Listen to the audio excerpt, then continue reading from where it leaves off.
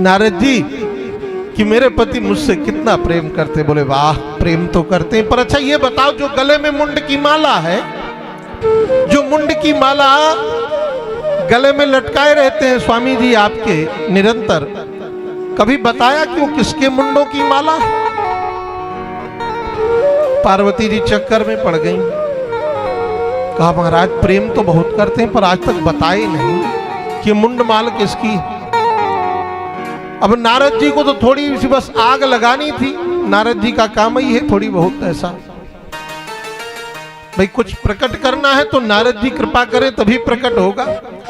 नारद जी ने कहा तो फिर खाक प्रेम करते हैं, जिस माला को 24 घंटे गले में टांगे हैं उस माला से ज्यादा प्रेम होगा कि तुमसे होगा, बताओ। पार्वती जी ने कहा ठहर जाएं, आज तुम्हें बताती हूं।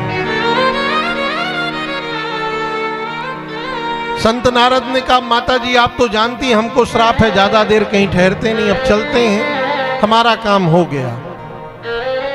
संत नारद चले, मार्ग में भगवान विश्वनाथ मिले। बोले बाबा जल्दी पधारो, मैया ने याद किया। समझ गए मार्ग में ही बाबा विश्वनाथ कि आज कुछ गड़बड़ हो गया, लगता है खिंचाई होगी। और जैसे ही भवन में पहुंचे, जाकर के देखा तो मैया का मुंह लटका। कहो देवी कैसे मुंह लटका के बैठी हो? कहा आप हमसे प्रेम नहीं करते, आप कपटी हो। शंकर जी ने कहा हम बड़ा प्रेम करते। बोले तो फिर आपने आज तक ये क्यों नहीं बताया कि गले में मुंडों की माला किसकी है? अब शंकर जी क्या बताएं कि आपसे हमारा जो प्रेम है उसका यदि कोई प्रमाण है तो ये मुंडमाल ही है। आप जब इस धराधाम को छोड़कर गई तब आपकी मुंडों को इस माला में हमने पिरो लिया है, आपके स्मरण में, आपकी याद में। जब बताया तो पार्वती जी ने कहा तो महाकपटी, अभी तक तो कपटी बताओ, हम इतने बार चले गए और आप एक बार भी नहीं गए। शंकर जी ने कहा सबको समझाना बड़ा कठिन है, संसार को समझाया जा सकता है पर पत्नी को समझाना बड़ा कठिन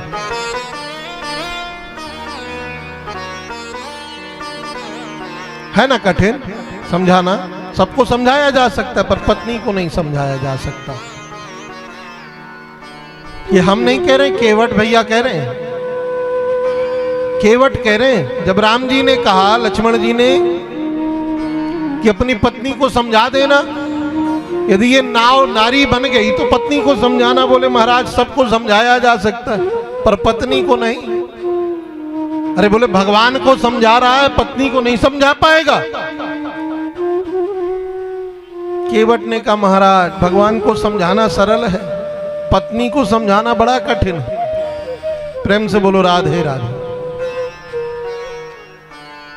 बोले भगवान को समझाना सरल है, पत्नी को समझाना बड़ा कठिन है। जब भगवान ही अपनी पत्नी को नहीं समझा पाए तो भला मैं कैसे समझा पाऊंगा?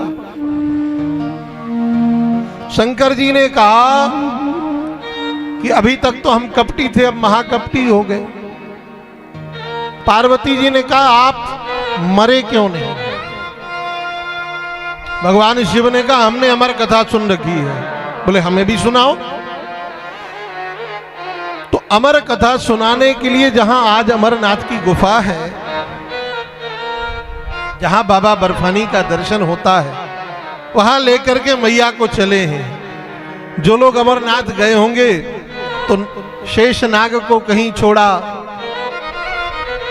गणेश जी को कहीं छोड़ा और केवल मैया और बाबा पहुंचे हैं। उस अमरनाथ की गुफा में कथा कही। तब तक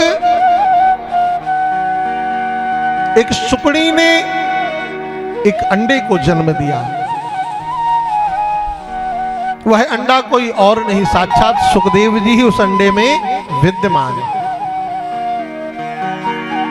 अमर कथा 3 दिनों तक चली, 4 दिनों तक चली। चौथे दिन मैया को नींद आने लगी, क्योंकि बाबा ने कहा था हम नेत्र बंद करके कथा कहेंगे, तुम कथा सुनो, ऐसा हमें पता चले। उसके लिए क्या करोगे?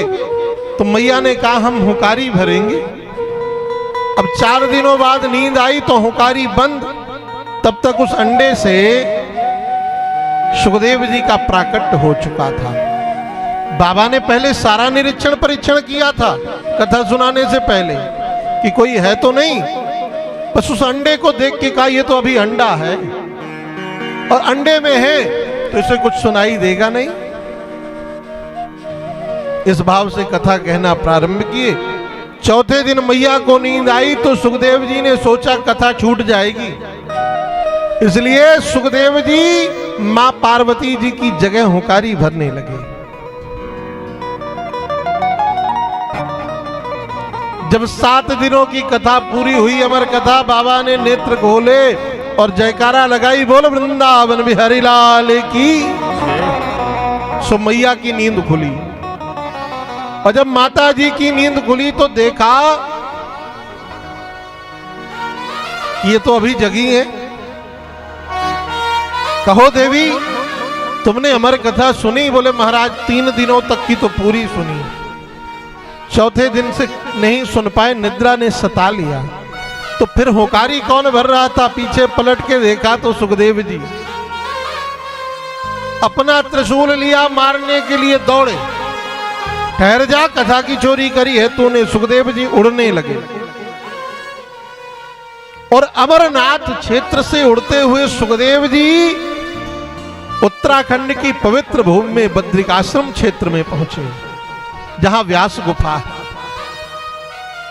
वहां व्यास जी की कुटिया है बद्रिकाश्रम क्षेत्र में। जो बद्रीनाथ गए होंगे उन्होंने व्यास गुफा का दर्शन किया होगा। उस कुटिया का नाम है सम्यप्रास। क्या नाम है? सम्यप्रास। व्यास जी तो अपने घर के भवन के बाहर बैठे, अपनी गुफा के बाहर बैठे नाम जप कर रहे हैं और व्यास पत्नी वित्तिका देवी गुफा के अंदर है। उसी समय भगवान शिव उस शुक पक्षी के पीछे दौड़ लगा रहे हैं। वह व्यास गुफा में प्रविष्ट किया पक्षी, और जैसे ही प्रविष्ट किया उसी क्षण वित्तिका देवी को उबासी आई, जमुहाई। और जब जमुहाई आई तो उनके मुख में प्रवेश करके वह पक्षी उदरस्थ हो गया, उदर में प्रविष्ट कर गया। अब द्वार पर पहुंचे तो कहा, व्यास तेरे घर में हमारा चोर छिपा है, तेरे घर में हमारा चोर छिपा है। बोले बाबा आपका चुराएगा कोई क्या? सांप बिच्छी तो लटकाए घूमते हो, और है आपके पास क्या? भगवान शिव परम स्वतंत्र हैं, कुछ नहीं है। के हरि नागर पुछाला, कुछ नहीं है महाराज, परम अवगढ़दानी। जब भगवान शंकर का विवाह का समय आया था तब गणों ने कहा बाबा कुछ मांग लिया जाए। बोले जो मांग के बर बने वो 2 दिन में बराबर बन जाते हैं, हम सदैव बर बने रहना चाहते हैं। बोले जिसके घर में विवाह होता है महीनों से तैयारी होती है और आप कोई तैयारी कर ही नहीं रहे। बोले हमारे घर ही नहीं है तो तैयारी किस बात की? भाई घर जिसके हो वो तैयारी करे, यहां तो घर ही नहीं है तो तैयारी किस बात की? व्यास जी ने कहा बाबा आपका कोई क्या चुराएगा? जब कुछ है ही नहीं तो कोई सांप बिच्छू तो चुराएगा नहीं। तब शंकर जी ने कहा मेरी अमर कथा चुराई है। व्यास जी ने लंबी दंडवत करी, महाराज कहा धन्य हो भोलेनाथ, आपको लोग भोले इसीलिए कहते, आप ही कह रहे हो कि अमर कथा सुन ली, और अमर कथा सुनने के बाद तो जीवात्मा अमर हो जाता, और जब अमर हो गए हो मारने के लिए दौड़े हो। धन्य है भोलेनाथ, आपकी जय हो। और महाराज बड़े भाव से स्तुति करने लगे भगवान शंकर की। व्यास जी आइए हम आप भी भगवान शंकर के शरण में चले।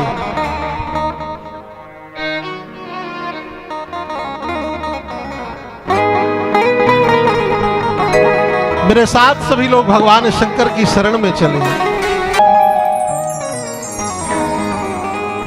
विष का प्याला पीकर शिव ने देवों की विपदा टारी, शरण शरण हम आए तुम्हारी। व्यास जी ने बार बार प्रणाम किया, क्षमा प्रार्थना करी, बाबा बालक है, गलती है गई होगी, क्षमा करो। भगवान शंकर अपनी स्तुति से प्रसन्न होकर वापस लौट गए। और यहां सुखदेव जी वित्तिका देवी के गर्भ में 1-2 वर्ष नहीं, सामान्यतः नवमास में बालक का जन्म हो जाता है, 9वें महीने में। पर सुखदेव जी अपने मां के गर्भ में 12 वर्षों तक रहे। कितने वर्ष तक? 12 वर्ष तक। मातृ गर्भ को ही वैकुंठ बना दिया। मां वित्तिका देवी के गर्भ से सुंदर वेद मंत्र गुंजायमान होते। एक दिन वित्तिका देवी ने व्यास जी से कहा, सुनिए जी, ऐसा लगता है जैसे कोई ज्ञानी महात्मा मेरे उदरस्थ है। व्यास जी ने उस गर्भगत बालक से कहा, बेटा बाहर आ जाओ। सुखदेव जी ने कहा, बाहर नहीं आएंगे, क्योंकि भगवान की माया बड़ी प्रचंड है, बड़ी विलक्षण माया है, इसलिए बाहर नहीं आएंगे।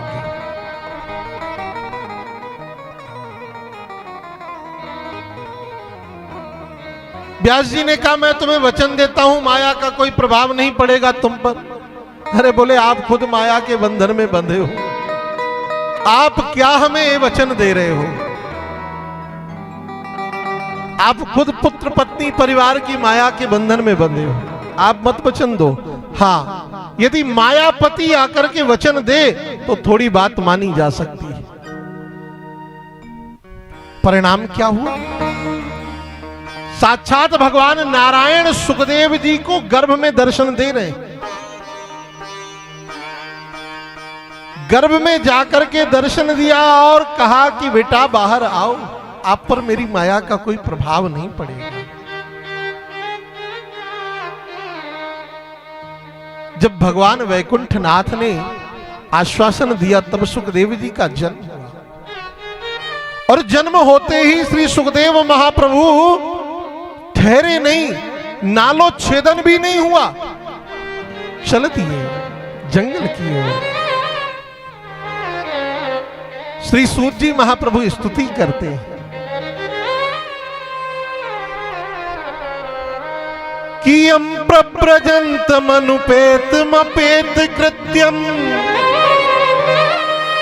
द्वैपायनो विरह कातर आजुहाव पुत्रेति तन्मयतया तर्वोऽभिनेदु तम सर्वभूत हृदयम मुनिमागतोष्म। यम प्रव्रजन्तमनुपेतमपेत कृत्यम, जन्म लेते ही जंगल की ओर चले जा रहे हैं। पुत्र पुत्र कह के श्री सुखदेव महाप्रभु को व्यास जी बुलाते हैं, फिर भी सुखदेव जी ठहरते नहीं हैं। मानो वृक्षावलियां वह वृक्ष कहना चाहते हैं कि अरे सुखदेव, व्यास जी आप कितने निष्ठुर हो, कितने स्वार्थी हो। अरे हम वृक्षों से सीख लो, हम कितने फल देते हैं, पर एक भी फल वृक्ष अपने प्रयोग में नहीं लेता, सारा फल समाज को देता है। और आपने समाज के कल्याण के लिए एक फल दिया, सुखदेव रूपी, उस फल को भी आप ले जाना चाहते हो। इसे तो कम से कम समाज का कल्याण करने दो।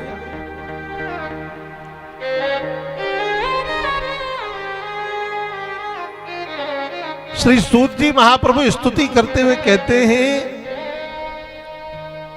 कि व्यास जी थक करके वापस लौट आए। दूसरे श्लोक में बड़ा सुंदर व्याख्यान कर रहे हैं सूत जी, स्तुति करते हुए सुखदेव जी की कि यह स्वानुभाव मखिल स्तुति सार में कम मत अध्यात्म दीपमतितीर्षताम तमोन्दम संसारिणाम करुणयाः पुराण गुह्यम तम व्यास सूनमुपयामि गुरु मुनीनाम। तम व्यास सूनमुपयामि गुरु मुनीनाम। बड़ा सुंदर भावार्थ किया। व्यास सूनु माने व्यास जी के पुत्र। कैसे हैं कि यह स्वानुभाव, अपने स्वभाव के कारण अथवा अपने प्रभाव के कारण। क्या किया व्यास सुखदेव जी ने? कहे श्रुति सार में कम, श्रुतियों के सार को एक कर दिया।